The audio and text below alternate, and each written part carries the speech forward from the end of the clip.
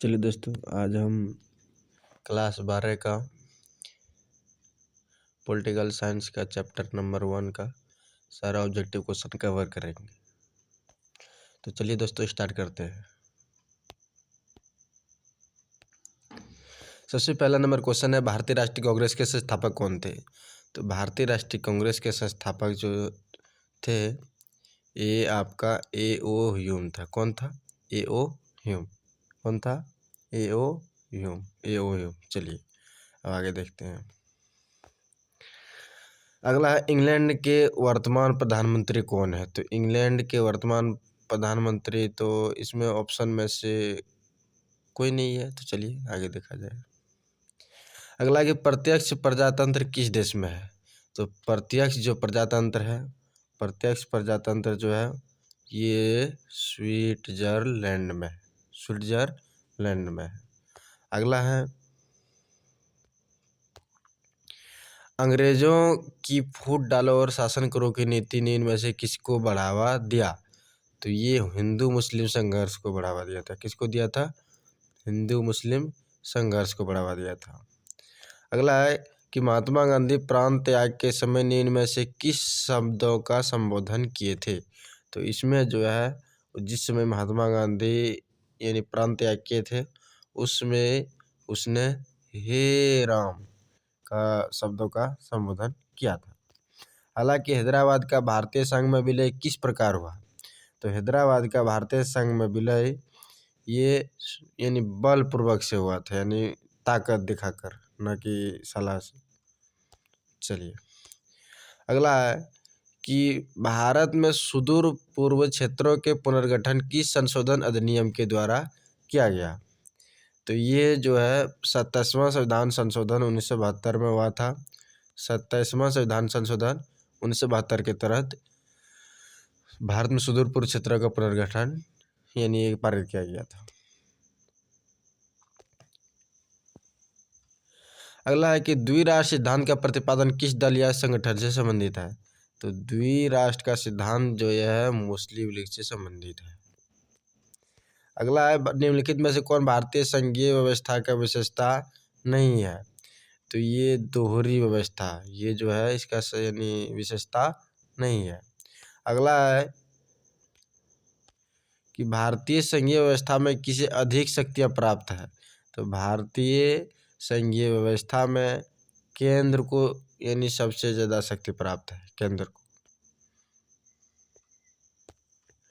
अगला, किस राज्य को हाल ही में विभक्त कर भारत के 29वें राज्य के रूप में तेलंगाना की स्थापना की गई है? इसका आंसर है, यानी कहने का इसका तात्पर्य हुआ किस राज्य को यानी विभाजन करके नया राज्य यानी तेलंगाना बनाया गया, तो वो है आंध्र प्रदेश। अगला कि स्वराष्ट्र किस राज्य का अंग है? तो स्वराष्ट्र जो अंग है ये गुजरात का है। और गुजरात का आपको पता होगा, गुजरात की राजधानी गांधीनगर है। और इसके जो स्थापना अलग यानी विभाजन जो हुआ था 1 मई 1960 को हुआ था। आपको ये भी बता दें कि गुजरात और महाराष्ट्र दोनों, गुजरात और महाराष्ट्र दोनों का स्थापना वर्ष 1960 ही माना जाता है। आगे आपको बता दें क्वेश्चन नंबर 17, नवोदित राष्ट्र का सबसे पहला कार्य होता है? तो नवोदित राष्ट्र का जो पहला कार्य होता है वो होता है राष्ट्र निर्माण करना। राष्ट्र निर्माण करना। पंडित जवाहरलाल नेहरू प्रथम प्रधानमंत्री के रूप में शपथ निम्नलिखित में से किस स्थान पर लिया? यानी प्रथम प्रधानमंत्री पंडित जवाहरलाल नेहरू बने थे। ये जो है लाल किले पर अपना शपथ, यानी लाल किले में अब जाके अपना शपथ लिया था, यानी सफल किया था। अगला कि विविधता में एकता का सिद्धांत निम्नलिखित में से किस देश का प्रमुख सिद्धांत है? तो विविधता में एकता का प्रमुख सिद्धांत जो है ये अपने देश का यानी भारत का है। अगला है कि माउंटबेटन योजना का संबंध निम्नलिखित में से किससे है? तो माउंटबेटन योजना का संबंध जो है ये भारत विभाजन से है। अगला है कि भारत विभाजन के 1947 में विभाजन समिति के निम्न में से किसे अध्यक्ष बनाया गया था? तो जब यानी भारत विभाजन 1947 में हुआ था उस समय जो अध्यक्ष बनाया गया था, उस समय वहाँ के वायसराय को बनाया गया था। माउंटबेटन योजना ये कब बना था? तो माउंटबेटन योजना 3 जून 1947 को ये लागू हुआ था।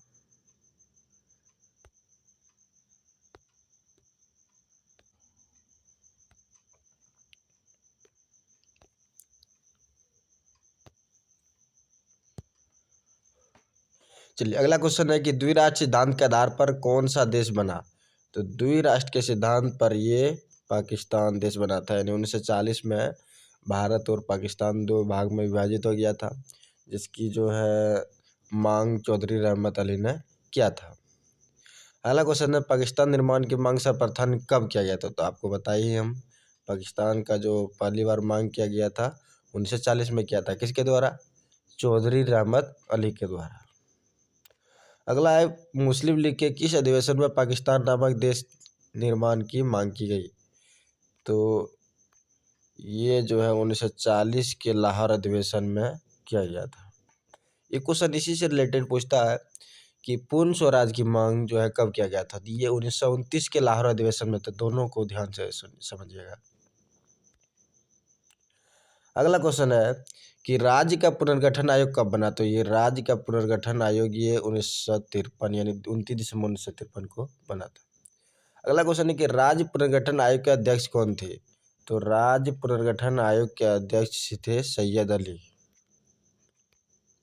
अगला है कि भारतीय संसद से राज्य पुनर्गठन अधिनियम पारित हुआ, यानी कब पारित हुआ? तो राज्य संसद से जो अधिनियम पारित हुआ था वो 1956 में हुआ था।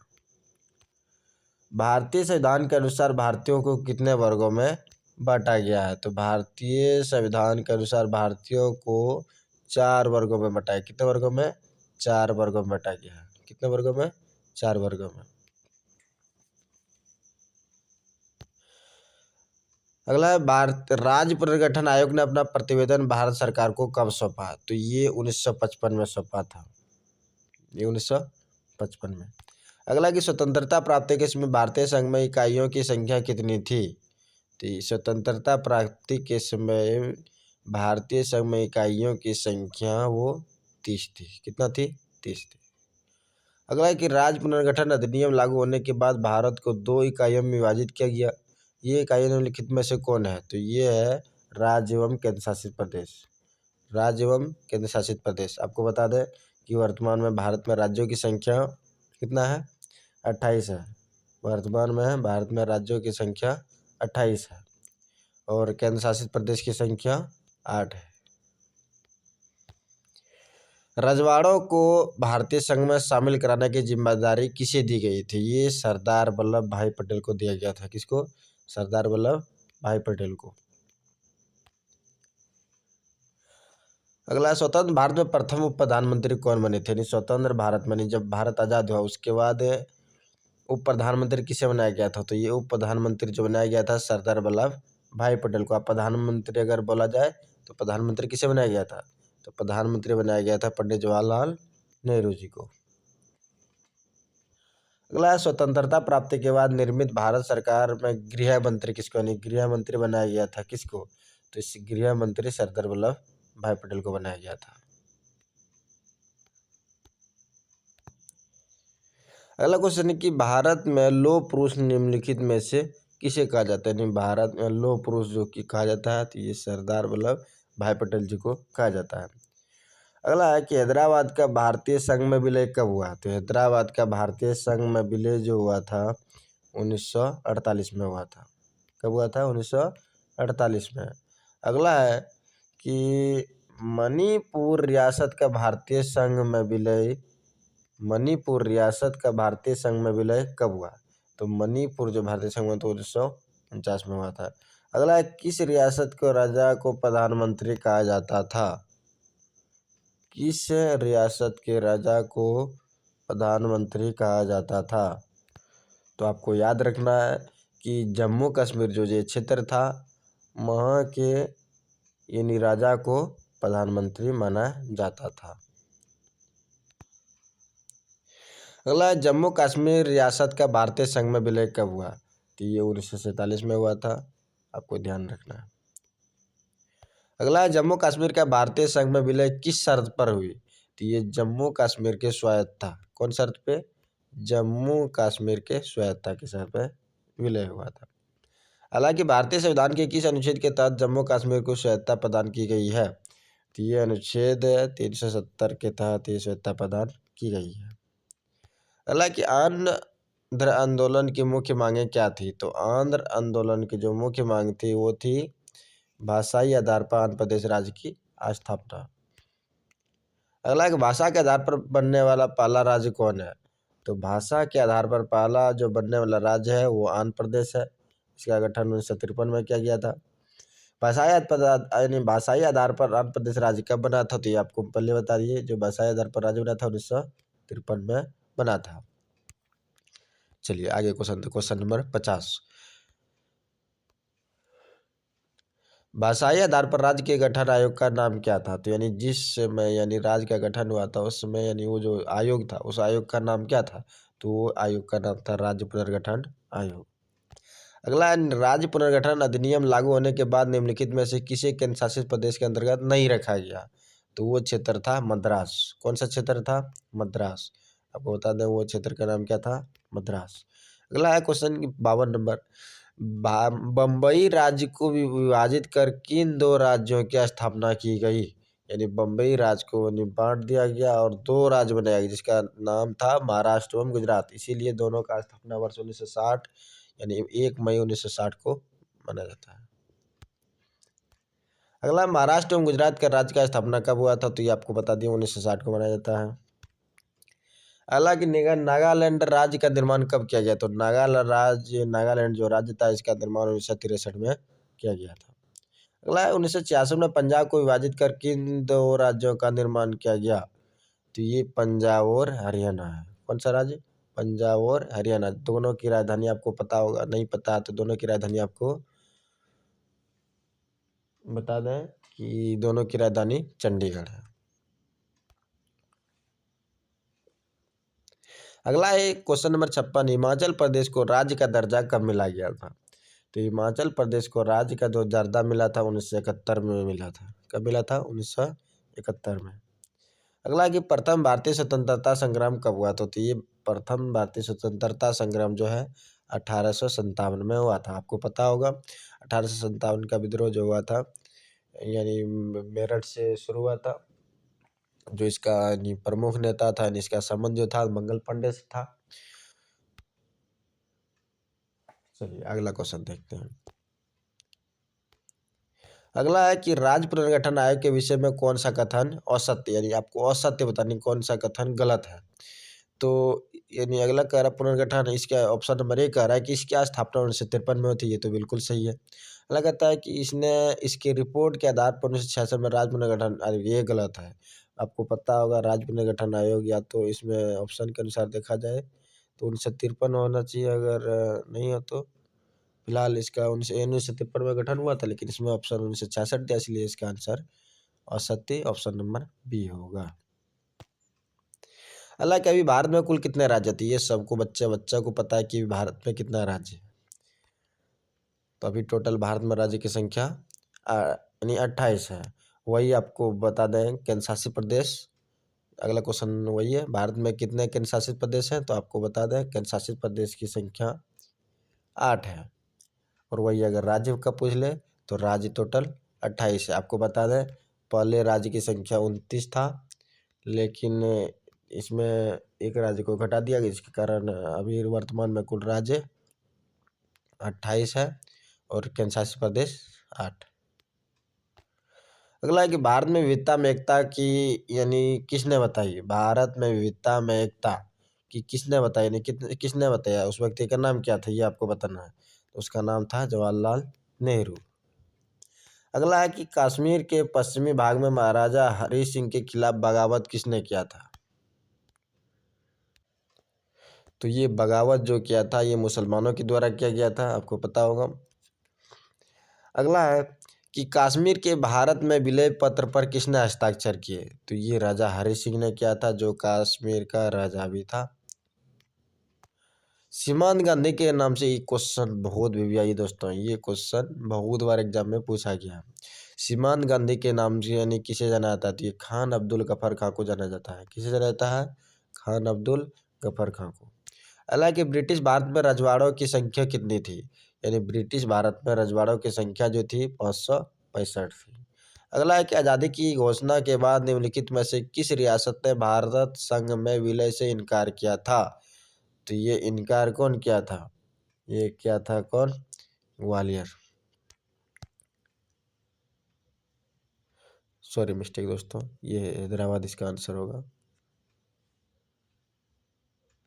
अगला है कि झारखंड, छत्तीसगढ़ एवं उत्तराखंड राज्य कब बना था। तो ये झारखंड, छत्तीसगढ़ एवं उत्तराखंड जो राज्य बना था ये 2000 ईस्वी बना था। कब बना था, 2000 ईस्वी में, यानी इसी साल इसका तीनों राज्य का गठन हो गया था।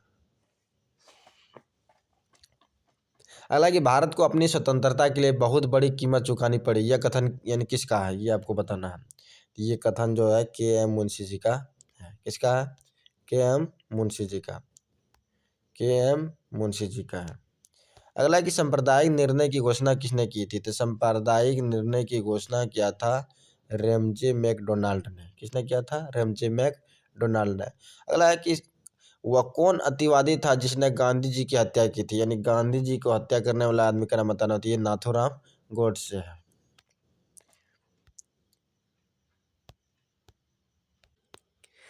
चलिए अगला क्वेश्चन है कि निम्नलिखित में से किसने प्रथम प्रधानमंत्री के रूप में पंडित जवाहरलाल नेहरू की शपथ दिलाई। तो वो शपथ दिलाने वाला का आदमी का नाम था लॉर्ड माउंटबेटन। अगला कि प्रतिनिधि लोकतंत्र का आधार है, ये है लोकसभा। क्या है, लोकसभा। अगला कि विश्व अहिंसा दिवस किस तिथि को मनाया जाता है। तो ये विश्व अहिंसा दिवस जो है 2 अक्टूबर को मनाया जाता है, यानी 2 अक्टूबर को गांधी जयंती है, उसी के जन्मदिन को यानी अहिंसा दिवस के रूप में मनाया जाता है।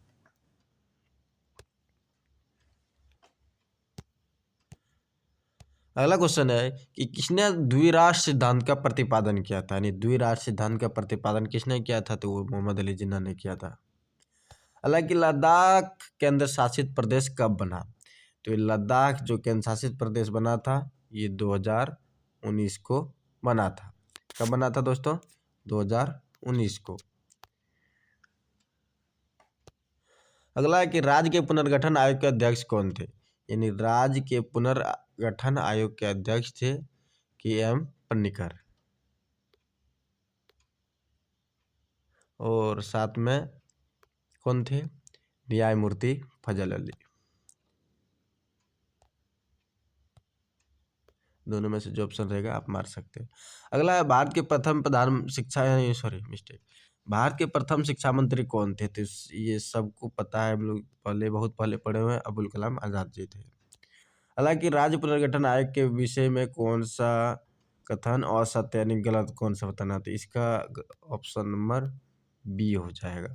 इसकी रिपोर्ट के आधार पर 1966 में राज्य पुनर्गठन अधिनियम पार किया, जबकि ये 1953 में पार किया गया था।